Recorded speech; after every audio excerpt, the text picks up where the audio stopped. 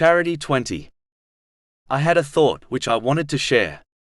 When a Muslim truly believes that everything they possess belongs to Allah, the Exalted, then using the blessings they possess correctly, such as giving charity, through the grace of Allah, the Exalted, becomes easy. One who adopts this attitude realizes they are simply returning a loan that was given to them by Allah, the Exalted. Chapter 2 Al-Baqarah, verse 254. O you who have believed, spend from that which we have provided for you. This behavior also protects one from destroying their good deed of charity through pride. Pride makes a person believe they are doing Allah, the Exalted, and the needy a favor by donating charity.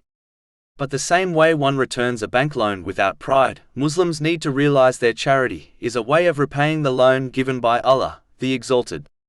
In addition, the needy are doing the donor a favor by taking their charity.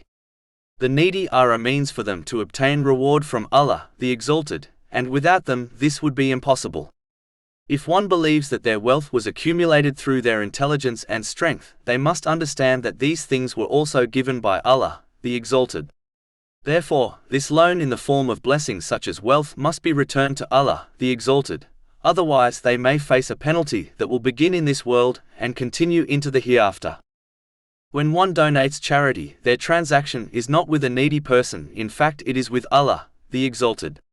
When a person sincerely does business with Allah, the Exalted, they can be confident of an unimaginable profit which will benefit them in this world and in the next.